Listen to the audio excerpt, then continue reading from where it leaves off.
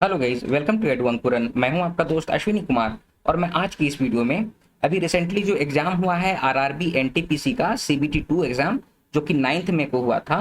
तो उसके first shift का जो जितने जीके क्वेश्चंस हैं जो अवेलेबल है मेरे पास अभी, उन सारे जीके के क्वेश्चंस और उसके आंसर्स आपके सामने रखने जा रहा हूं। आपको तो पता चल ही जाएगा कि इस एग्जामिनेशन में इसका आंसर क्या आपने लिखा है। आपके जो आगामी एग्जामिनेशंस हैं उसके लिए भी ये बहुत इंपॉर्टेंट है, क्योंकि जनरल नॉलेज के जो क्वेश्चंस हैं, करंट अफेयर्स के जो क्वेश्चंस हैं, अभी अपकमिंग जितने भी एग्जामिनेशंस होने वाले हैं उसमें पूछे जाएंगे। ठीक है, तो आइए आज की इस वीडियो को हम लोग शुरू करते हैं। करंट अफेयर्स में से ये क्वेश्चन था कि आईपीसीसी का फुल फॉर्म क्या है। तो इसका फुल फॉर्म क्या होता है? Inter governmental panel on climate change, जलवायु परिवर्तन पर अंतर सरकारी पैनल। ठीक है, ये क्या है? यह संयुक्त राष्ट्र का आधिकारिक पैनल है जो जलवायु में बदलाव और ग्रीन हाउस गैसों का ध्यान रखता है। ठीक है, अगला है क्वेश्चन नंबर 2, माजुली द्वीप किस नदी पर है? तो इसका करेक्ट आंसर हो जाएगा ब्रह्मपुत्र नदी पर है। और आपको ये भी बता दूं कि यह वर्ल्ड का सबसे बड़ा नदी पर बना द्वीप है। ठीक है, इसको रिवराइन जो आइलैंड जो है ना, उस ये सबसे बड़ा रिवराइन आइलैंड है। आइलैंड जो होता है वो सी में होता है ना, समुद्र पे होता है आइलैंड, द्वीप, लेकिन ये रिवर पे बना विश्व का सबसे बड़ा द्वीप है। कौन सा द्वीप? माजुली द्वीप। ठीक है, ये ब्रह्मपुत्र नदी पे है। ये कहाँ है? तो आसाम में है। ठीक है, चलिए आगे बढ़ते हैं। दिसंबर 2021 तक भारत में कुल कितने न्यूक्लियर रिएक्टर हैं? ठीक है, तो इसमें आपका आंसर हो जाएगा 7 ऑपरेटिंग न्यूक्लियर रिएक्टर हैं। और कौन कौन है वो भी उसका डिटेल्स है कि तारापुर है जो कि महाराष्ट्र में है, ये सबसे पहला न्यूक्लियर रिएक्टर था। ठीक है, फिर कलापक्कम है तमिलनाडु में, कुंडाकुलम है ये भी तमिलनाडु में है, नरोरा है जो कि यूपी में है, राजस्थान में है, और कैगा है जो कि कर्नाटका में है, और काकरापार जो है वो गुजरात में। ये 7 जो न्यूक्लियर रिएक्टर हैं ये अभी ऑपरेटिंग न्यूक्लियर रिएक्टर हैं। ठीक है, चलिए आगे बढ़ते हैं। एथेनॉल का सर्वाधिक उत्पादन कौन सा देश करता है? ये भी प्रश्न पूछा गया था। तो ये करता है यूनाइटेड स्टेट ऑफ अमेरिका। अगला प्रश्न है, जब इंटरनेट पे ब्राउज किया जाता है तो किस प्रोटोकॉल का उपयोग होता है? ठीक है, तो इस पे हम लोग HTTP प्रोटोकॉल का यूज करते हैं, जिसका मतलब कि फुल फॉर्म होता है हाइपर टेक्स्ट ट्रांसफर प्रोटोकॉल। ठीक है, अगला प्रश्न है कि कौन सा देश अपने जीडीपी का सबसे ज्यादा हिस्सा हेल्थ केयर में निवेश करता है? ठीक है, तो इसका करेक्ट आंसर हो जाएगा America. United state of America जो है वो अपने जीडीपी का लगभग 16% या उससे भी थोड़ा सा ज्यादा जो है वो हेल्थ केयर पे निवेश करता है। ठीक है, इंडिया कितना करता है? इंडिया मात्र 1.5% के लगभग करता है, अभी शायद लगभग 2% के लगभग कर रहा है।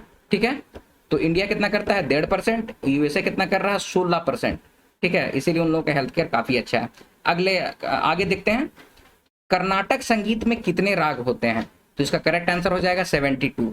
कर्नाटक संगीत में 70। आर्ट एंड कल्चर से क्वेश्चंस दिए हुए हैं। इस बार का क्वेश्चन जो है वो देखने से ये प्रतीत हो रहा है कि ये थोड़ा सा मॉडरेट क्वेश्चन है, मॉडरेट से भी थोड़ा हाई लेवल का क्वेश्चन है। ठीक है, चलिए आगे बढ़ते हैं। मोहम्मद खिलजी के खिलाफ जीत के याद में विजय स्तंभ किसने बनवाया था? ठीक है, तो इसका करेक्ट आंसर हो जाएगा मेवाड़ नरेश राणा कुंभा ने कराया था। जो सारंगपुर की लड़ाई में मोहम्मद खिलजी को इन्होंने हराया था, और यह राजस्थान के चित्तौड़ जिले में यह स्तंभ बनवाया गया था 1440 से 1448 के बीच। देखिए ये एंशियंट हिस्ट्री का एक तरह से कहिए तो क्वेश्चन है। अच्छा, एक्वा हैप प्रोजेक्ट चलाया जा रहा है, ये कहां पर लॉन्च किया गया है, कहां पर चलाया गया है, ये भी एक क्वेश्चन था। तो ये विशाखापत्तनम के आंध्र प्रदेश में चलाया गया है। ठीक है, ये जो फिश का जो कंजप्शन है ना उससे रिलेटेड है एक्वा हब प्रोजेक्ट। ठीक है, मछली से संबंधित है। चलिए आगे बढ़ते हैं। भारत की प्रथम रेल कोच फैक्ट्री कौन है? ज्यादातर लोग आप लोग जानते होंगे, नहीं जानते होंगे तो मैं बतलाता हूँ। आईसीएफ है जो कि चेन्नई में है, आईसीएफ चेन्नई।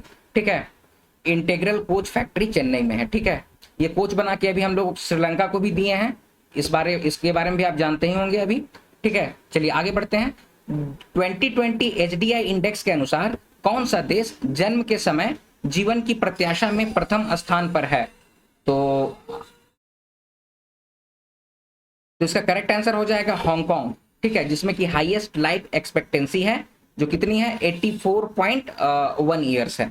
ठीक है, आगे है गैर पारंपरिक ऊर्जा का स्रोत कौन सा है? तो देखिए ऑप्शन तो मुझे उतना नहीं पता है, लेकिन वहां पर एक पवन ऑप्शन होगा, तो ये करेक्ट आंसर हो जाएगा पवन। ठीक है, अगला है, जब सरकार किसी पीएसयू के कुछ शेयर बेच देती है लेकिन स्वामित्व अपने पास रखती है तो उसे क्या कहते हैं? तो उसको डिसइन्वेस्टमेंट कहते हैं, विनिवेश कहते हैं। ठीक है, चलिए आगे बढ़ते हैं।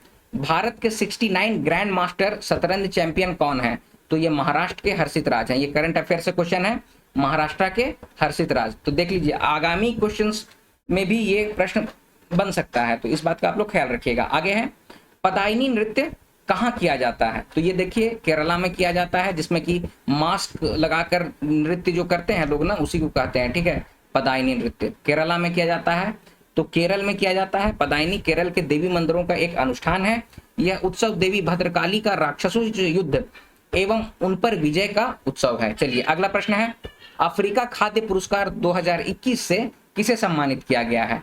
तो इसका करेक्ट आंसर हो जाएगा हैदराबाद का स्थित अंतरराष्ट्रीय फसल अनुसंधान संस्थान अर्थ शुष्क उष्णकटिबंधीय international crops research institute for the semi arid tropics ICRI SAT जो है उसको मिला है, ठीक है। वो उप सहारा अफ्रीका में खाद्य सुरक्षा में सुधार के लिए अफ्रीका खाद्य पुरस्कार जो है 2021 से सम्मानित किया गया। सेमी एरिड जो कि सूखा क्षेत्र जो होता है ना, जो हल्का सा भी पानी आप डालिएगा तो उसमें ये है कि क्रॉप्स ग्रो करेगा, ठीक है। तो उसके लिए मिला है, ये किसको मिला है? तो ICRI सैट को मिला है, ठीक है, international crop research institute for the semi arid tropics को मिला है। चलिए आगे है 17, चंपारण सत्याग्रह कब हुआ था? देखिए चंपारण सत्याग्रह कब हुआ था, बचपन से आप लोग पढ़ते आ रहे होंगे। 10 अप्रैल 1917 को हुआ था, बिहार के चंपारण जिले में हुआ था, ठीक है। गांधी जी ने किया था, नील की खेती को लेकर ये सत्याग्रह हुआ था, ठीक है। आगे है अनुच्छेद 239 किससे संबंधित है? तो ये आपका आंसर हो जाएगा संघ राज्य क्षेत्रों के प्रशासन से संबंधित है, ठीक है। अगला प्रश्न है कि मौलिक कर्तव्य किस संविधान संशोधन के तहत जोड़े गए? तो ये जोड़ा गया था 42nd अमेंडमेंट एक्ट 1976 के थ्रू इसको ऐड किया गया था, जोड़ा गया था। 42वां जो संविधान संशोधन हुआ था 1976 में, उसके थ्रू मौलिक कर्तव्य को संविधान में जोड़ा गया था। चलिए आगे है, आवर्त सारणी में पीरियोडिक टेबल में परमाणु क्रमांक 30 किस तत्व का है? मतलब कि एटॉमिक नंबर 30 किसका है? तो ये जिंक का है, ठीक है। आगे है, केंद्रीय मंत्रिमंडल की नियुक्ति कौन करता है? तो इसका करेक्ट आंसर हो जाएगा राष्ट्रपति करता है। कैसे करता है? आर्टिकल 75 के थ्रू वो प्रधानमंत्री की नियुक्ति करता है, ठीक है। और प्रधानमंत्री के सजेशन पे अन्य मंत्रियों की नियुक्ति करता है। कौन करता है? तो राष्ट्रपति करता है, ठीक है। किसके तहत? आर्टिकल 75 के तहत प्रधानमंत्री की नियुक्ति होती है। उसके बाद प्रधानमंत्री की सलाह पर अन्य केंद्रीय मंत्रिमंडलों की नियुक्ति होती है। जो कौन करता है? तो राष्ट्रपति करता है। आगे है, बोडो भाषा किस राज्य की है? जिसका करेक्ट आंसर हो जाएगा असम, ठीक है। चलिए अगला प्रश्न है कि UNEP से एशिया पर्यावरण परिवर्तन पुरस्कार 2020 किसे मिला है? ठीक है, यूनाइटेड नेशन एनवायरनमेंट प्रोग्राम के तहत एशिया पर्यावरण परिवर्तन पुरस्कार किसे मिला? तो केंद्रीय पर्यावरण वन और जलवायु परिवर्तन मंत्रालय के तहत ये पुरस्कार कौन देता है? तो केंद्रीय पर्यावरण वन और जलवायु परिवर्तन मंत्रालय ये पुरस्कार देता है, के तहत वन्य जीव अपराध नियंत्रण ब्यूरो, ठीक है, वो संयुक्त राष्ट्र पर्यावरण कार्यक्रम द्वारा 17 फरवरी 2021 को नवाचार श्रेणी में एशिया पर्यावरण परिवर्तन पुरस्कार 2020 से सम्मानित किया गया है, ठीक है। तो किसको किया गया है? WCC का फुल फॉर्म क्या होगा? Wild life crime control bureau, ठीक है। आगे है, अगला प्रश्न है कि भगवान विष्णु के कुल कितने अवतार हैं? तो 10 अवतार हैं। 10 अवतार हम लोग देखे हैं या मतलब कि पढ़े हैं, तो 10 अवतार हैं। आगे है, डबलिन साहित्य पुरस्कार किस उपन्यास को मिला? तो ये मिला है कौन से मैक्सिको की लेखिका वेलेरिया लुसेली ने अपने काल्पनिक उपन्यास लॉस्ट चिल्ड्रन आर्काइव में, लॉस्ट चिल्ड्रन आर्काइव जो है उपन्यास, उसके लिए मिला है। किसको मिला है? वेलेरिया लुसेली को मिला है। ये कहाँ की रहने वाली हैं? तो ये मैक्सिको की रहने वाली है। चलिए आगे, महाराष्ट्र सरकार ने जेल टूरिज्म की शुरुआत कब की थी? तो ये 26 जनवरी 2021 से को की थी। और कहां से? तो पुणे के यरवदा जेल से। यरवदा जेल और गांधी जी का बहुत बड़ा संबंध रहा है, ठीक है। ये 5 रुपए से लेके 50 रुपए तक का फी रखा गया है इसमें, ठीक है, एंट्री फी। जेल में घूमिए, जेल कैसा है सो देखिए, ठीक है। आगे है, किसका 4 चैम्बर युक्त हृदय है? तो देखिए बर्ड्स जितने होते हैं ना, एवियंस, उसका 4 चैम्बर का ये होता है, हृदय होता है। हम लोगों का तो दो ही चैम्बर होता है, लेफ्ट होता है, राइट होता है, ठीक है। और जो जैसे कि उसको क्या कहते हैं, एम्फीबियंस। एम्फीबियंस का मतलब होता है जो पानी में भी रहते हैं, जमीन पे भी रहते हैं, तो उसका 3 चैम्बर होता है, ठीक है। बर्ड्स का 2 चैम्बर होता है। तो ऑप्शन में आपके शायद मोर था, तो मोर होगा आपका परफेक्ट आंसर, मतलब करेक्ट आंसर। आगे है अल्लाह राखा किस वाद्य यंत्र से संबंधित है, तो इसका करेक्ट आंसर हो जाएगा तबला। आगे है मीनाती मिश्रा किस नृत्य से संबंधित है, तो ये है ओडिसी। ये भी आर्ट एंड कल्चर का क्वेश्चन है। आर्ट एंड कल्चर से देखिए आजकल ज्यादा क्वेश्चन आ रहे हैं। चलिए आगे बढ़ते हैं। 2021 के लिए सेंट्रल यूरोपियन यूनिवर्सिटी पुरस्कार से किसे सम्मानित किया गया, तो इसका करेक्ट आंसर हो जाएगा के शैलजा, जो कि केरल की पूर्व स्वास्थ्य मंत्री हैं, ठीक है। आगे है नील नदी का उपहार किसे कहा जाता है, तो इजिप्ट को कहा जाता है, मिस्र को कहा जाता है। इसका करेक्ट आंसर हो जाएगा मिस्र। आगे है टोक्यो पारा ओलंपिक में 2 मेडल किस भारतीय खिलाड़ी ने जीते हैं। हम लोगों ने अवनी लखेरा का नाम बहुत सुना इस बार, ये बहुत काफी न्यूज में भी रही थी।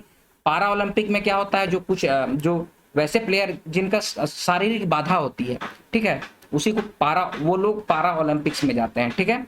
आगे है साहित्य अकादमी की स्थापना कब हुई थी, तो इसकी स्थापना 1954 में हुई थी, 12 मार्च 1954 को हुई थी, बिरला फाउंडेशन के द्वारा हुआ था, ठीक है। आगे है केंद्रीय प्रदूषण नियंत्रण बोर्ड का गठन कब हुआ था, तो सितंबर 1974 में हुआ था। इसका करेक्ट आंसर हो जाएगा सितंबर 1974।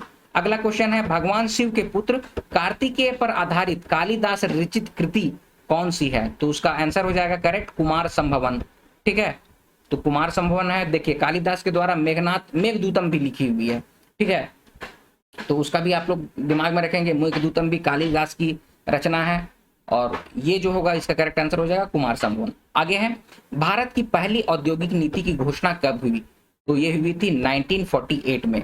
पहली औद्योगिक नीति की घोषणा हुई थी। इसी समय हमारे जो प्रथम प्रधानमंत्री थे पंडित जवाहरलाल नेहरू, उन्होंने कहा था कि ये जो कारखाने हैं यही सब आपके लिए मंदिर हैं, ठीक है, इस तरह का उन्होंने स्टेटमेंट दिया था।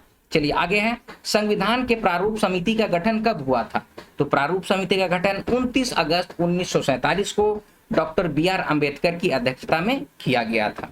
चलिए आगे है तो मेरे पास यही अवेलेबल क्वेश्चन है, ठीक है। और शायद एक क्वेश्चन ये भी आया है कि कल्हण द्वारा लिखित राज तरंगिणी जो है वो कहाँ के राजा के लिए लिखे गए, शायद ये क्वेश्चन है। तो मैं श्योर नहीं था इसलिए मैं बतला नहीं सक रहा हूँ उसको, लेकिन ये भी एक क्वेश्चन था कि राज तरंगिणी जो कल्हण ने लिखा है वो किस राजा के लिए लिखा था, मतलब कहाँ के राजा के लिए, तो वो अभी का जो कश्मीर है उसके लिए लिखा था, ठीक है। तो ये बात को भी आप लोग ध्यान में रखेंगे। तो ये सारे प्रश्न हैं जनरल नॉलेज में जो क्वेश्चन पूछे गए थे, जो मेरे पास अवेलेबल हैं वो मैं आपके सामने रख दिया हूँ। इसकी आप लोग तैयारी भी कर लीजिए, और आप लोग देख लीजिए जो भी RRB NTPC का एग्जाम दिए थे आप लोग अपना आंसर मैच करा लीजिए करंट अफेयर्स का, ठीक है। और आगामी एग्जामिनेशंस के लिए जो भी तैयारी कर रहे हैं वो इन क्वेश्चंस को अपने दिमाग में रखिए, डेफिनेटली इस तरह के क्वेश्चंस पूछे जाएंगे, ठीक है। तो अब आज की वीडियो यहीं पर समाप्त करता हूँ। वीडियो अगर पसंद आया तो लाइक कीजिए, शेयर कीजिए, सब्सक्राइब कीजिए, और इसी तरह के वीडियोस पाने के लिए एडु अंकुरन चैनल को सब्सक्राइब कीजिए। मिलते हैं अगले वीडियो में, तब तक आप लोग अपना ख्याल रखिए। जय हिंद।